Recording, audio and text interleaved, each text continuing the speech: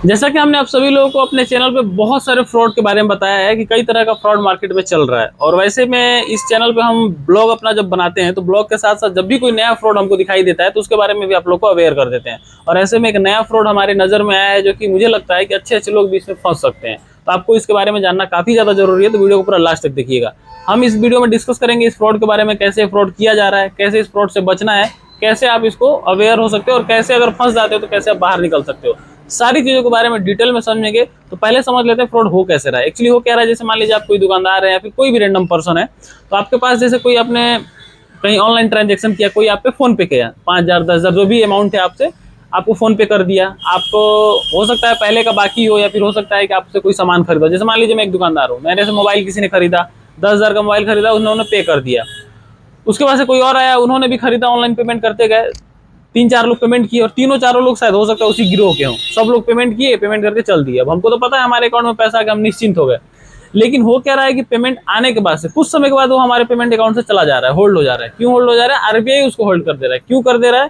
क्योंकि जिन्होंने हमको पेमेंट किया है उन्होंने आरबीआई को कंप्लेन कर दिया है कि ये पैसा हमारा गलती से चला गया है। अब ऐसे में आप करोगे क्या? मान लीजिए कि आरबीआई को उन्होंने कंप्लेन कर दिया कि हाँ आपका पैसा गलती से चला गया है और आप उसमें फंस जाओगे, आरबीआई आपको होल्ड लगा देगा। क्योंकि 1 जनवरी 2025 से रूल्स है कि जैसे आप किसी गलत खाते में ट्रांजेक्शन कर दे रहे हैं, गलती से आपका पैसा चला जा रहा है, तो ऐसे में आरबीआई से कंप्लेन करने से आपका पैसा रिकवर हो जाता है। तो इसका लोग मिसयूज कर रहे हैं। तो ऐसे में आपको बचना कैसे है? तो सबसे पहला काम कि जब भी आप कोई बड़ा अमाउंट का ट्रांजेक्शन कर रहे हैं तो आप पूरा डिटेल लिखिए। जिसने भी ट्रांजेक्शन किया उनके बारे में पूरा डिटेल में अपने पास एक लिस्ट बना के लिख के रखिए। खासतौर पर जो दुकानदार लोग हैं उनको तो ये जरूर ही करना है कि वो लोग पूरा लिस्ट बना के रखें, किसने कितना पेमेंट किया, कब किया, क्या क्या चीजें हैं, सारा डिटेल लिख के रखिए, ताकि गलती से अगर ऐसा कुछ होता है तो आप ढूंढने में आसानी रहे उस बंदे को और आप आसानी से अपने लिए कार्रवाई कर पाओ।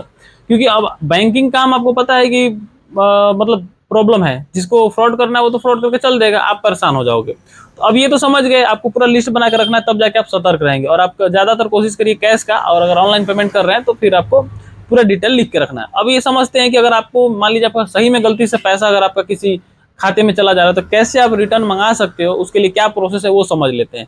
तो अभी आप कंप्यूटर स्क्रीन पर देख सकते हैं यहाँ पे www.npci.org.in, www.npci.org.in, ये आपको सर्च करना है। पहले नंबर पे एक वेबसाइट आएगी एनपीसीआई की, आपको इसको ओके करना है। इसके बाद से आप यहाँ पे अगर आप मोबाइल में खोल रहे हो तो हो सकता है इसका इंटरफेस थोड़ा अलग है, बट आपको ढूंढना है गेट इन टच। यहाँ देखिए ऊपर में आ रहा है, इस पे आपको यूपीआई कंप्लेन बीच में आ रहा है, इस पे क्लिक कर देना है।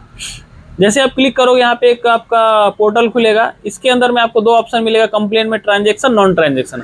अब आपका अगर ट्रांजेक्शन आपने किया है तो वो, अगर नॉन ट्रांजेक्शन है तो आप यहाँ पे नॉन ट्रांजेक्शन सेलेक्ट कर सकते हो। लेकिन हमारा ट्रांजेक्शन है तो हम यहाँ पे ट्रांजेक्शन पे क्लिक करेंगे। इसके बाद ट्रांजेक्शन पे क्लिक करेंगे तो एक फॉर्म खुलेगा, एक फॉर्म टाइप का ही है। यहाँ पे आपको सेलेक्ट करना है नेचर ऑफ ट्रांजेक्शन। अब आपने ट्रांजेक्शन किस टाइप से किया है, पर्सन टू पर्सन है या फिर पर्सन टू मर्चेंट है, तो ज्यादातर पर्सन टू पर्सन ही रहता है, तो आप पर्सन टू पर्सन कर दीजिएगा। इसके बाद से यहाँ पे आपको क्या करना है, इशू में आपको आएंगे तो यहाँ पे किस टाइप का ट्रांजेक्शन है आपका। मान लीजिए कि हमारा जो है incorrectly transaction to other bank, मतलब गलती से हमारा पैसा कहीं चला गया, तो इसके लिए है। बाकी आपका ट्रांजेक्शन पेंडिंग है या फिर अदर कोई भी प्रॉब्लम, यहाँ पे देख सकते हैं मल्टीपल प्रॉब्लम्स है। ट्रांजेक्शन के कई सारे प्रॉब्लम होते हैं, कई बार हमारा पैसा फंस जाता है। तो हमारा तो गलत खाते में गया है, उसको वापस मंगाना है, तो हम यहाँ पे इनकरेक्ट ट्रांजेक्शन को आपको क्लिक कर देना है। इसके बाद से कमेंट में आपको अपना जो भी प्रॉब्लम्स है आपको यहाँ पे लिख सकते हैं, बता सकते हैं इनको समझाने के लिए, ताकि ज़्यादा अच्छे से समझ पाए।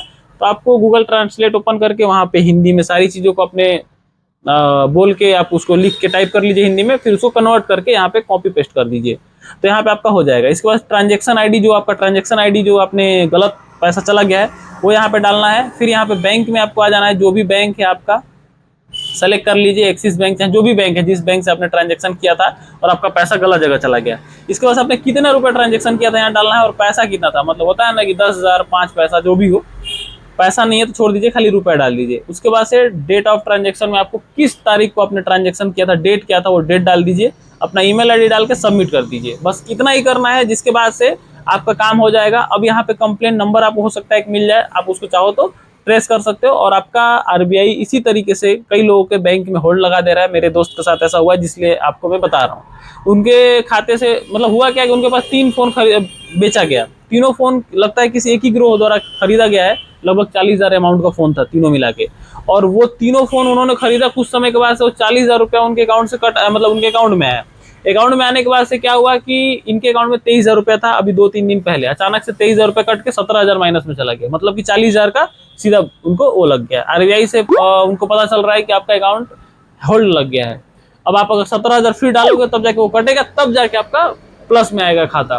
तो ये प्रॉब्लम उनके साथ हुआ, जबकि वो जितना ट्रांजेक्शन था वो किसी मोबाइल खरीदा गया था किसी कस्टमर के द्वारा। अब उन्हें ये भी नहीं पता कि मोबाइल हमेशा बिकते रहता है 2-4, तो कैसे पता चलेगा किसने खरीदा है। वो डिटेल लिख के रखे रहते तो पता चलता, तब भी नहीं पता चलता, तब भी वेट करना पड़ता, क्योंकि ये अब आरबीआई उनको एक नोटिस भेजेगा कि कौन सा ट्रांजेक्शन था, कितने अमाउंट का ट्रांजेक्शन था, किसने किया था। तो सारी डिटेल जब खुलेगी तो हो सकता है इनको थोड़ा बहुत भाग दौड़ करना पड़े, तो पैसा तो रिटर्न मिलेगा पर थोड़ा भाग दौड़ करना पड़ेगा। तो ये स्ट्रेटेजी लोग अपना रहे हैं अभी के डेट में। और अगर आप खाते पे ध्यान ही नहीं दोगे, आपने ट्रांजेक्शन नहीं देखा, आपने अपना हिस्ट्री नहीं चेक किया कभी, तो आपको पैसा कट रहा है क्या और आपको पता ही नहीं चलेगा, और ऐसे में आप फ्रॉड का शिकार होते जाओगे। तो कभी भी इस चीज का ध्यान रखना है। और कैसे अगर आपका गलत खाते में ट्रांजेक्शन चला जा रहा है तब कैसे उसको रिकवर करा सकते हो वो भी मैंने बताया है, अगर आपका जेन्युइन है तो। बाकी अगर आप मान लीजिए कि आप जैसे दुकानदार हैं, अगर फोन बेच रहे हैं तो उनको बिल बना के रखना है, हर चीज का बिल देना है कस्टमर को, जिससे कि आपको प्रूफ रहे कि हाँ आपने फोन बेचा है। ऐसे में तो कोई भी आप अगर मान लीजिए गलती से आप बिल नहीं दिए और कस्टमर फोन लेके चला तो झूठ बना सकता है, भैया हम तो कुछ नहीं लिए हैं, ऐसे ही ट्रांजेक्शन गलती से गया था। तो आपको हर चीज एकदम स्टेप बाय स्टेप फॉलो करना, सतर्क रहना है। और यही हमारा मकसद है वीडियो बनाने का, ताकि आपको कोई प्रॉब्लम ना हो। तो फिलहाल इस वीडियो में इतना ही। अगर आपको वीडियो अच्छा लगा हो तो लाइक करिए, अगर आपके मन में कोई भी डाउट है तो आप लोग कमेंट करके पूछ सकते हैं। मिलेंगे किसी और वीडियो में, तब तक के लिए जय हिंद दोस्तों।